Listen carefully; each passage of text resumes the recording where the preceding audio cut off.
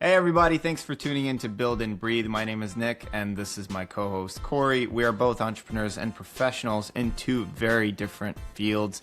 On this podcast, we discuss hot fitness and health topics. More importantly, we take those things and try to make them a little bit more bite-sized, tangible, actionable things for our day-to-day lives. And in our second segment, Touch Grass, we talk about our business wins and challenges, and our fitness wins and challenges that we're going to be tackling throughout the week. And then sometimes we layer in our own life wins and challenges because we're human too. Yo, we are back with another episode of Build and Breathe. Welcome to our first segment, Optimize a Trend. Today, we are asking the question, is your nervous system overloaded?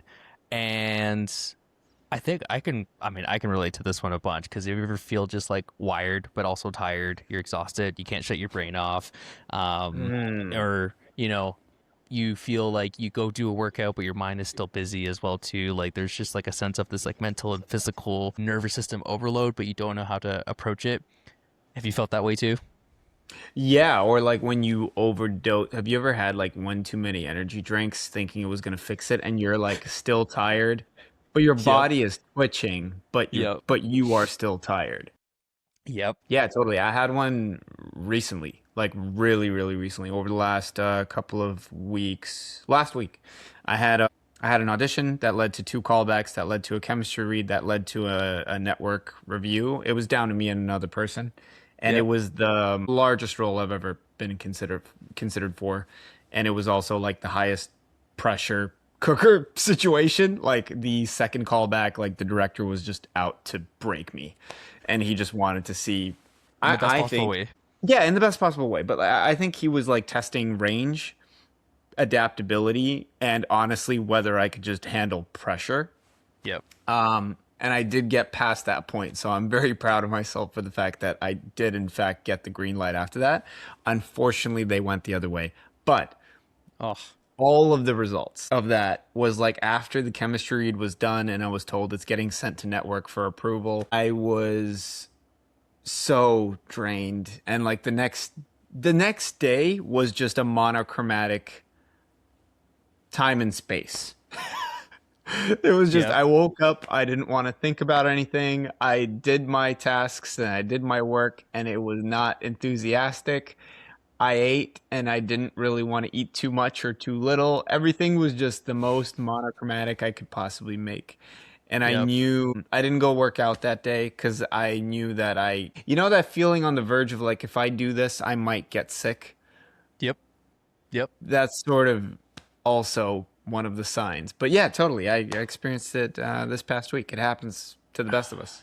So You? as you were explaining that, like, so one, yes, I have definitely experienced that. I feel like I'm like experiencing it on a weekly basis sometimes, with like building a business, right? But as you were talking, like what came to me is just like this idea of like the like your mental resilience, or even like maybe this nervous system like tolerance, Mm, and I wanted to ask you, it was like, going into those relatively high stress situations where you're being, in your case, you're being pushed in many different directions. You're being asked to like expand your range, both like, mentally, maybe sometimes even physically, emotionally, all this stuff like in a very short period of time.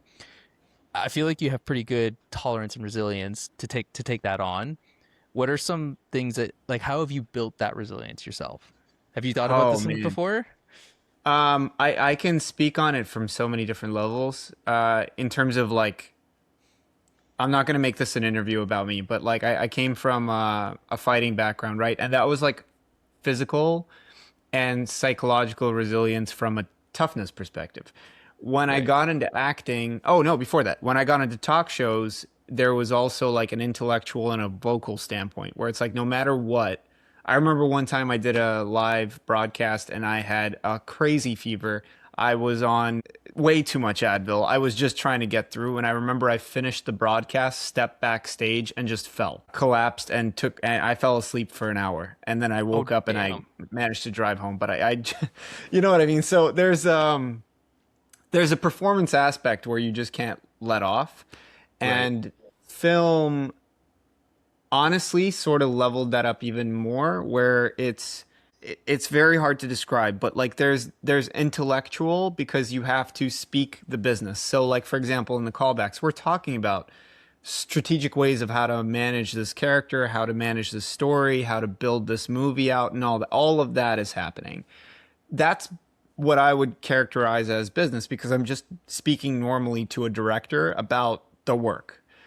Right. Then there's the emotional tap into that, like for the character, if they're going through a heartbreak or anger or whatever, right? Like there's that needs to play, which also presses on your resiliency. And then last but not least, there's the pressure of like me being Nick being watched by five people, and then they're saying dance monkey dance, and the job is on the line, the reputation's on the line, my agent's reputation is on the line, my manager's reputation's on the line. Everybody, like my entire team, Yeah. is sort of relying on me to, even if I don't get it, make a good impression, right? Right. So I think it's leveling up the playing field, which probably happens naturally in all of our careers, right? Like we never jump. I don't think we ever really jump to a crazy, crazy room. I think we slowly build Yeah. into the next level, or at least that's the hope, and we don't Ye- crash and burn in the process. Yeah. One thing I've noticed when you mentioned like, way back, like you started as a fighter, an athlete, right? I actually Yeah, think athletes, like growing up an athlete, I think builds a really, really great crucial. tolerance and resilience for different levels of mental physical stress. Because like I remember the same thing, like growing as an athlete, like in competitive sports, whether it's like, a single person sport or a team sport, whatever it is, like you're pushing your body to the brink often through your coaches. You're also being pushed mentally to perform, especially if you're trying to always reach for that next level. So I actually think like if you were an athlete growing up, you're better suited to be more resilient. I think, Yeah. or at least have the reps early enough in your life to take on a bit more in your adulthood. That's my theory. There's also I just recently saw it was just a post. It was just an Instagram post or something that said like adults that grew up with these cartoons show a higher level of tolerance to stress. Right. And it's like I think it was Naruto. I think that's what the study was based off of. But Okay. the whole anime series of Naruto was about him overcoming the odds and him being the absolute underdog in this village of specialists in their field of, various things. And he's just an orphan and he's like an outsider and all that. But I Yeah. think like the anime does such a good job of like constantly putting you in his shoes of like how lonely, how miserable, how weak, how underappreciated he is, and he always has to rise above that, right? And I wonder, basically, what I'm getting at is it has to be a part of like what we digest in terms of media as we grow up. But I think even as we carry on in life, like if we listen to sob stories all the time, I can only imagine that affects our psyche and how we're going to perceive the world, right? Yeah. I think news. I think news is so important to know and toxic to consume at the exact same time because news, just like viral social media clips, are vying for your clicks. And so they're trying to give you a nervous system response Yep. so that you freak out or get afraid or are sad or whatever, right? And I think that overconsumption of that can lead to, no matter how resilient you are, overconsumption of such a diet can really, really tarnish your ability to like move forward in life. 100%, man. Really quickly, I want to go back because you mentioned it and it reminded me of something I just saw today. Yeah. But you were talking about like Naruto and like our Yeah. consumption of like stuff, adults that grew up with these cartoons, wherever that study was. Saw a similar one, but for video games. And an interesting one was like if you grew up with like video games, for instance, like Pokemon, where you start with nothing. You have to build up. You have to know the strengths, weaknesses of like your opponents, of your own, if your own Pokemon. You have to like Mm, try multiple times. You might not have everything you need. You have limited resources, like all these mm, things. It's like it's interesting. Those are games that we played, and those were like skills that we were learning at a very young Subconsciously. age. Yeah, yeah, and Yeah. it's really interesting. So yeah, I often think about Yu-Gi-Oh! I that's, really do. yep, Like Yu-Gi-Oh! Let's compare it to Pokemon cards, right? Like everybody traded Pokemon cards and everybody knew it. Nobody knew how to play Pokemon. To yep. at least in my school, nobody knew how. I remember I, like I didn't know how. No. you flip a coin and you roll a die sometimes or something like that, right? But there was just no, it was just a game of chance to my understanding. There was not a whole lot of strategy baked in. Flip that to Yu-Gi-Oh! It was you building your deck, you playing chance of like what you get out of the deck that you built in your limited hands. And then Yep. within that, there was a crap ton of strategy and combinations, and you're playing against someone that's trying to do the same thing to you. Yeah. I really, and the show made being a genius cool. It You was did. all about trying to figure out how to get yourself out of the worst possible strategic situation ever. Yep. Yep. I think it's quite fascinating, right? Like I think that that builds resiliency as well. Yeah, maybe then this could be actually a whole topic that we can discuss on another podcast is about like, the video games, the shows, the actual games, like card games that we played growing up. Did they affect on how like what's the effect they had on us today? On nervous Um, system resilience yeah. specifically, right? Yeah. It's super Yeah, but cool. I do think so. Something that I started like so again, from fighting, which was like a very one-on-one sport, to sports in general. I played sports too. To Yep. presenting on TV to acting, nothing gets me more nervous than acting to this day. Not even like going into a ring where someone's trying to take your head off. And I Yep. think it's because of the emotional tie-in. So what I want to kind of like talk about or put on record here is the feeling of like those shakes, that like nervous system, that actual manifestation of your nervous system reacting. There's a couple of things. Breathing is exceptionally important. So the body follows what the breath does, Mm. and you can signal yourself into panic or you can signal yourself into a state of calm. It's not a perfect science, but it can get you closer to those endpoints. I like So that. if and it works the other way too. If I wanted to play a character that was in a panic, it starts with the breath. If I shallow my breath, speed it up, ball myself up into a fetal position, I'm going to feel panic, real panic, anxiety. And then if I start my scene, that is what I'm bringing into it, right? On the flip side, if I'm nervous as hell and I need to calm myself down, it's the exact opposite. It's slow breaths. It's keeping your chin up oftentimes. It's widening your stance, even during a scene, because it's usually like filmed like this, right? So even if you like widen your stance, that can help you achieve a certain level of power or a sensation of power. Yeah. You're taking up more room. If you put your hand, for me, if I put my hands in my pockets, it gives me a sense of relaxation because my hands don't, it's weird, but my arms don't feel the weight of themselves even. So like Fair. it takes some of the pressure, the tension off the shoulders almost. Yeah. So you can you can have little physiological cues to calm your nervous system down is where I'm getting at. Power postures, I believe, is the actual term. Power Yep. postures are a real thing. Breathing is a really, really real thing, like slow 3 count breaths and mantras. Words, Mantras. Yeah. yeah, speaking psychologically to yourself, honestly, can really do amazing things. And This if you is my feel cheesy, mantra. oh This, yeah, this is one that I've done for a long time. It says go one more. go one more. Yeah. Stuff like that. Stuff like that. That's what Nick's talking about. Mantras. Yeah. Yes.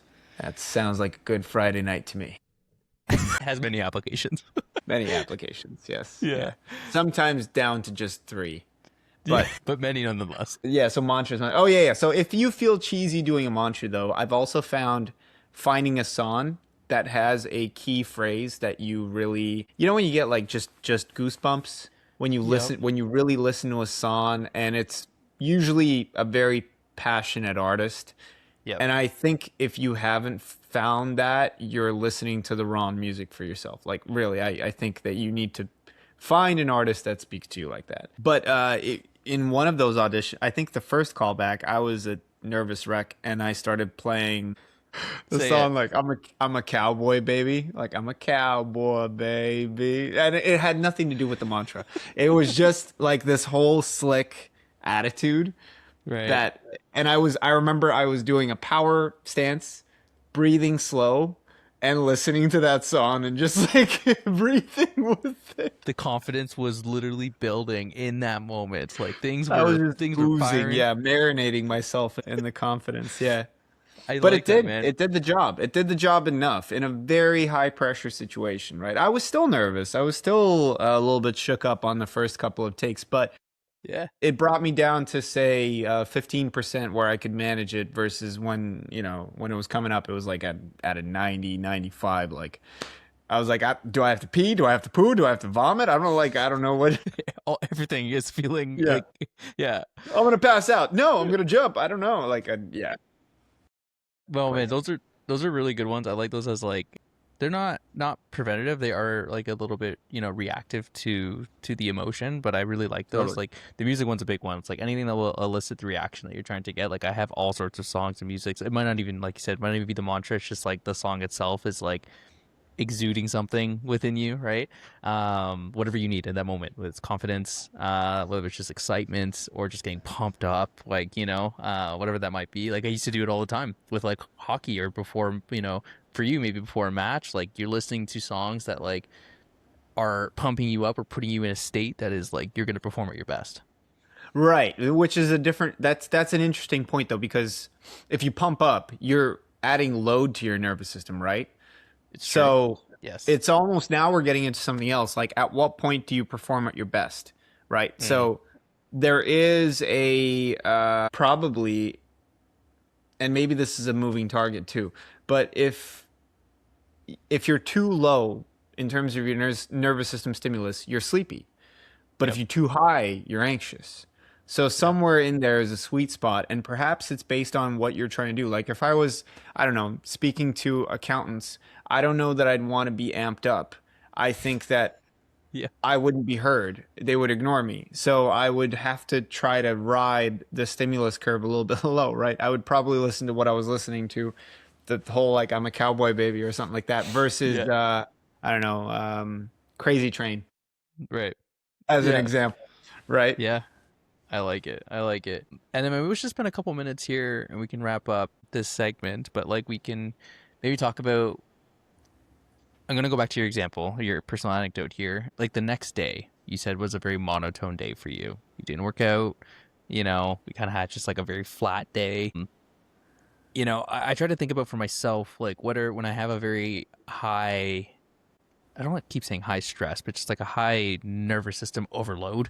What is the like following that? What do I usually opt to? Mm, Um, and I don't know, man. Like for me, I honestly like I opt to something where I don't need to do much. And it's often usually TV. And I don't know if this is a good recommendation or not, but I often just like lean towards like very simple shows I that was gonna say, what kind of shows? yeah, That's the real question, very right? simple shows. Like I'm talking like, the Brooklyn Nine-Nines, the New Girls, Mm-hmm. like, the very short sitcom type of shows, Friends even, like whatever. Mm-hmm. Like that's usually how my days like following something like really strenuous on my mind or body usually kind of goes. How about for you? Do you have any like recommendations for people or even like what you do for yourself? Absolutely the same. Well, what I do for myself, I usually try to go for a walk. The reason is because I find that the rhythm of pace, a walk, calms Mm, my brain down and allows me to breathe at a very steady pace. So it's sort of the physical manifests itself into the mental and the psychological. yeah, And a walk is slow enough and long enough. Like I don't do it for 5 minutes or 10 minutes. I try to go for 40 minutes or an hour or maybe even an hour and a half or whatever. But you right. kind of walk away the anxiety. I like that. There's another one. that's kind of related, I think, is like um often for me is actually getting close to nature and the Yeah, elements. Like I used to love like when I lived downtown Toronto, like I could literally just walk out my building and I was at the water. And like sometimes right. there were many times I would just like walk for a bit, but then I would just sit and just like just watch the water. So, Yeah. do you find I've noticed this, and I've been really conscious of this lately, that we're as a society, we have a habit of like always filling our silence with something, right? So we have Mm. the very minimal example is like how many times you look at your phone and don't do anything on it. You just open it up to open it up. And Yep. then you just lock it if you don't find what you want. Or worse, you get caught in the doom scroll thing, right? Like Mm. your body is seeking some sort of stimulus in that moment. Yeah. I found that in a point of anxiety, and we talked about this a little bit in like routines in the morning or something like that, but like eliminating stimulus from outside sources can also be incredibly important. Like the walk of nature thing, or like just being by the water, like the sound of water. So Yep. take your headphones out and just listen, Yep. you know? Yep. And it sounds stupid, but like sometimes I'll just walk the streets and like the sound of other people Yeah. talking past me, Yeah. just the world, experiencing the world through your senses, I guess, Yeah. can kind of do it. Yeah. Do It you sounds find so that simple. same? I do find the same. It's so simplistically human, Yeah, but yeah. but we often forget it because I do. As you were talking, like getting caught. Like, do you just pick up your phone and just if you find something like or not, you just turn it off or you doom scroll. Like it happens to me all the time. Like I'm sitting on the couch and like maybe the TV's not on, but like I don't know what I'm doing. So sometimes I pull up my phone and start doom scrolling. And it's like it happens, yeah, very often. And I even like I used to have also like a very not a bad habit, but like if I'm in a room of people and conversation is slowing, I often am someone to try to like one spike a conversation up again, or Yeah. if it's silence, I actually make like sounds like or Yeah, I a hum funny or or yeah, yeah. yeah. You feel discomfort in the silence. Yes. Yeah, So I used to be that way too. I used to be really bad that way. Like I've improved to just like I actually like now I actually absorb silence and Uh, I don't mind it, but like I very much used to be like that. But sometimes I'll still catch myself just out of habit. Like if the you know conversation is just silent, I'll go like all the time. You'll hear just for no reason. I think so. Okay, do you fill the silence or do you acknowledge the silence? Because those are two different things, right? So Mm. do you try to fill the silence? I will opt to filling the silence first before just acknowledging the silence. Yeah. Okay, okay. So I find it. I really do think this is an acting thing, but one, there's a lot of. I think the more you act, the more you feel comfortable with uncomfortable being uncomfortable. So Yeah. like awkward silences are actually kind of funny. And so to me, I actually find it fun to be in an awkward silence sometimes. Cool. Because it's an experience. I'm almost taking notes. Like I'm just like absorbing how like somebody's like or starts like shifting or twitching or something like that, right? It's like that's hilarious to me. It's so but that's because, now I'm a freaking psycho and I read people's emotions like that, right? Yeah. But there's a lot of really funny things in silence or just peace in general, like just experiencing peace.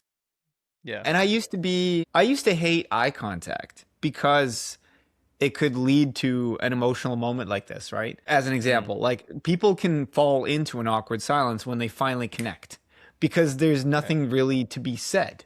It's just a nervous system connection, Right. which makes us feel very uncomfortable because we're not used to experiencing that as well, Fair.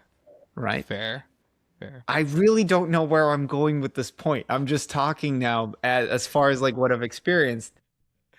But point is like awkward silences are they're a normal occurrence, and I think our need for stimulus is Yeah. also reflected in those awkward silences where we try to find something Yeah. when sometimes there's nothing that needs to be found. It's true. It is so true. That's something that I had to wrap around my head like a lot to finally come to a realization, right? It's just like sometimes nothing needs to be said, something doesn't need to be found. Sometimes it's just the way it is, and that's okay. Yeah. Um, but I was anyways, gonna, can I circle back to one thing that you mentioned that I yeah, loved? go. So, you mentioned you seek out shows that are Oh, lo-fi. Let's call them lo-fi, yeah, I right? like It's that. easy watching and all that, right? That is a very strategic point from the creative side as far as what Hollywood does. And what we're seeing on this side is like sort of the growth and expansion of those kind of shows now after what felt like 10 to 15 years of over stimulus in terms of extremes. Game of Thrones and House of Cards and like just things that are very Yeah, heavy dramatic shows, heavy action shows, sometimes even yeah. too. Just like very And they heavier still shows. totally, and they still like the White Lotus is still around. Like there's still tons of space for that, but Yep, I think there's sort of a return to the medical dramas, to the procedurals because they're like a day-to-day watch. Every individual episode is a little more of an anthropology hmm, or sorry, anthology and an anthropology of like the people that are involved, but they can be yeah, watched independently. There's a B line or a C line story that overarcs over like the season, which sort of keeps you involved with the characters. But each episode can sort of live by itself. Friends is a perfect example of that. Like all of them have very integral relationships between each other, but yep, you can kind of flip into whatever episode and they will have their own story, you know. for Yeah. sure, Which it for sure. which it lists in the freaking title. That's the That's funny right. thing. The It is. one with Yes, you know, yes, yeah, and I love how genius. they stuck with that throughout. It's fantastic.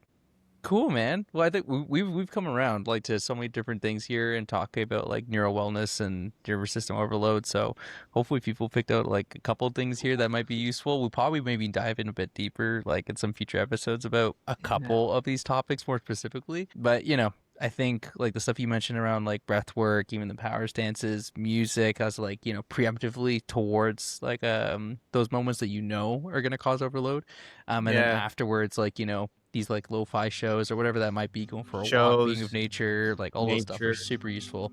Yeah, yeah, Yeah.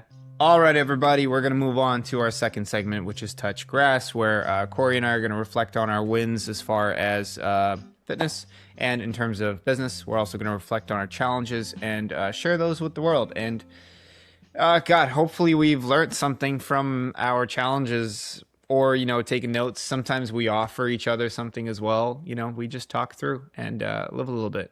Corey, fitness wins, challenges. yeah. Um, over the last little bit, so I've been still in my cut mode. I would say like honestly, my win for the last little bit has been it's gonna be quite small, but like just being pretty consistent with like tracking my macros. Totally. I gotta make a shift of like improving the mix, but like staying consistent of like actually tracking. I think for me was just like a small win. Most people Uh, fall off of that, so that's a huge win. And yeah, honestly, I think inconsistency is probably like the worst yeah, thing that happens to everybody with everything, yeah. not just fit.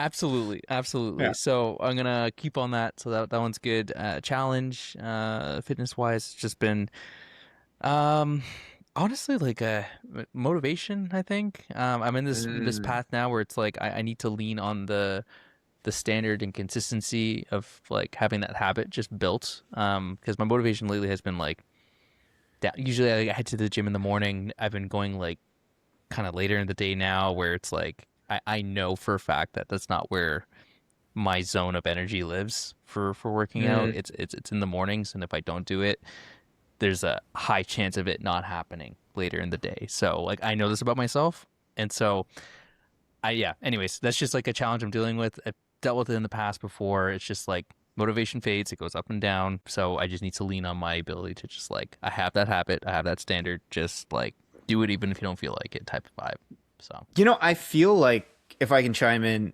February is that month. It's the worst for I see it in the gym. I remember it in college. Like I remember this season so much that well, like that's why they usually everybody. do reading week in Yes, February's. I Yeah, was gonna bring that up too. Yeah, like they put in yeah, that because I think it came off of at least within Canada. I remember the discussion. I think it was brought in while we were in college or university. And I think the reason was they found studies that there was a higher suicide rate during this particular month in between midterms. I think it was during midterm season.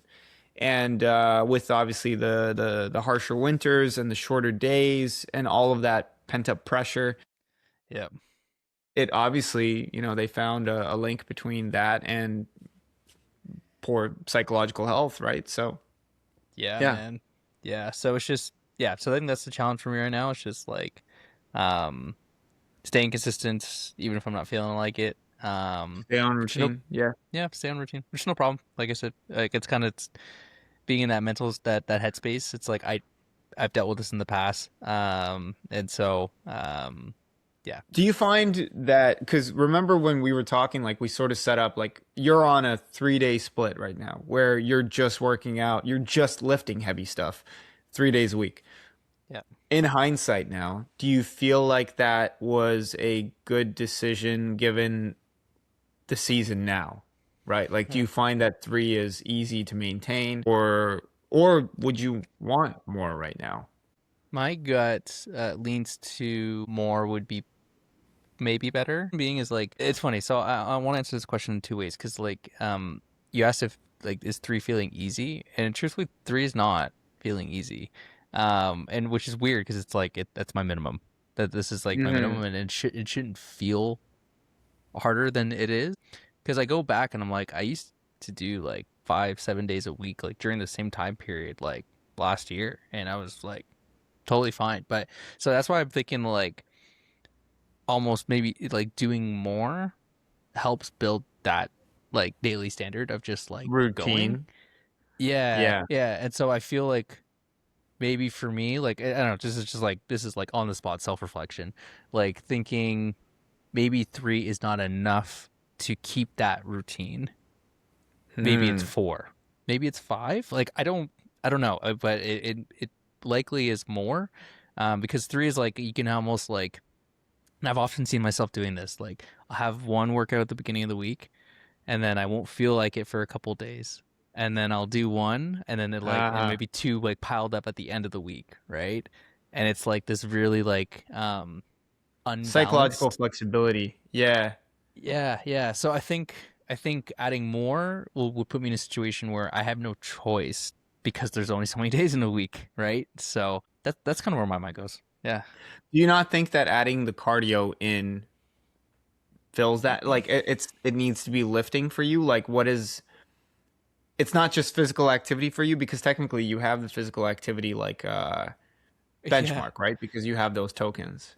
Yeah, and I have other days filled with like, soccer or like cardio and Yeah. stuff like that.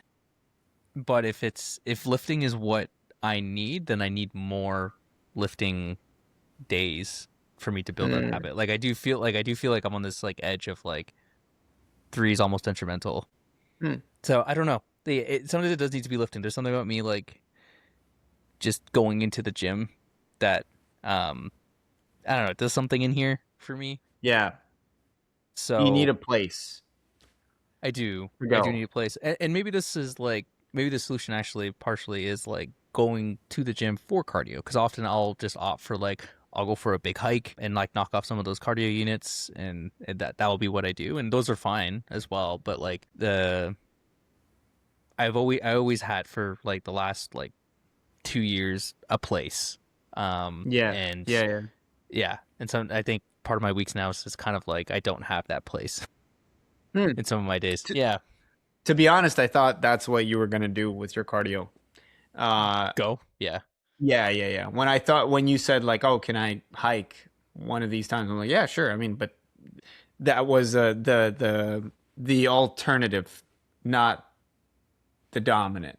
Yeah, it's choice. actually, it's almost like it's funny. It's funny. It's like doing the treadmill walk isn't enough of a reason for me to go to the gym. I was like, I can opt to do something different that will cover that. You can. When I go to the gym, it's like I need to do some sort of lift or some sort of, even if it's like a track like hit workout or something, like something different. Like I need to go there and do something that's not just like a walk.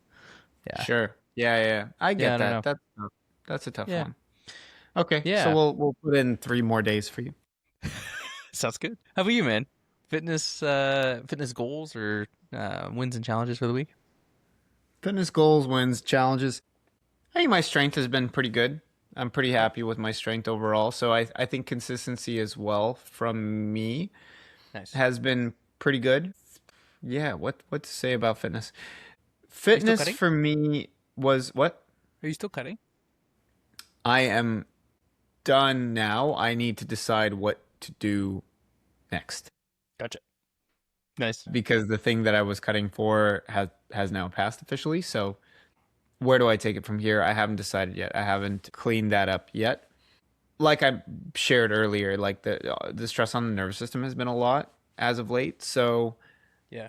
I think I'm down to cut more. I think that I haven't fully decided and committed to that just yet, Right. but I feel good enough to like continue on the path. I think I just needed to level out for like a week. My sister was in town too. It was just like a lot of, and then all the auditions sort of piled up. So it was just Yes. a lot. And I was maintaining that cut throughout and was like holding on for dear life. Grueling. So now that a lot of that has now gone and passed, I'm like, okay, Yeah. let's take a breath and then let's reconvene. So yeah, I think staying injury free. Oh yes, I incurred an injury as Yeah, your well. tornado kick situation. That's right, my tornado kick situation. Did I mention this on a You podcast? did. You did. Yeah, I you did, of mentioned the course. last Yeah, time. yeah. Yeah, So you it was quite fresh. that took me out for like a good 4 or 5 days, which doesn't seem like a lot, and it wasn't, but it was like down to the last 2 3 weeks, which sucked. Every day So counts in that situation, right? yeah, yeah. So I came back a little bit early. I definitely prolonged the recovery a bit, but I was grateful in the sense of like I didn't make it worse, Good. which is a rare occurrence in that situation. Usually you make it worse. So it healed up pretty well, and like as that week progressed, it started to be okay. Good. Yeah. Good. Good. Good. Good. Yeah. Kind of boring on the fitness side to be honest, but February, like I said, I think it's just like maintaining Yeah. course right now. Yeah, it's fair. Cool, man. Yeah. And how about any quick business wins that you want to share or even challenges? Yes. Nice. Yes. Let's hear it. Again, I come back to like the balance, like it just the day job and film when film picks up to its high gear and you're like fighting for your life for the roles. It's so hard.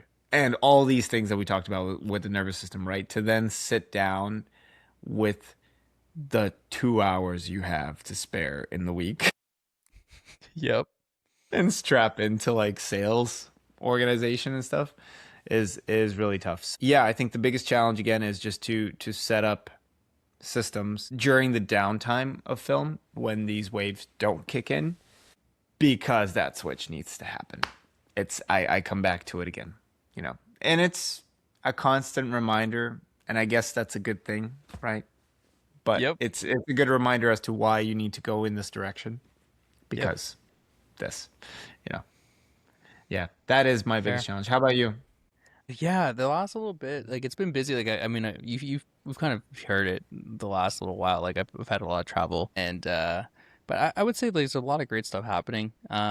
So like Wins is had a client success lead start. What was it last week or week before? Now I'm trying to Mm, remember. But have him starting on like basically a paid test project for a month, and the test project is basically managing two of our clients and owning that relationship between them and our engineering team during that time frame. So he's doing 10 hours a week. He's working full time as well. He's super keen.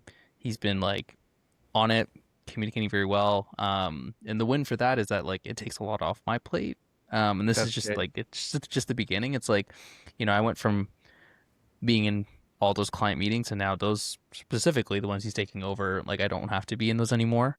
I don't have to own that relationship fully anymore. And so yeah, he's doing really good. So we'll probably talk to him in the next like little couple weeks here, and discuss like what next steps are. Because essentially he would have to leave his job to join us, Right. Right.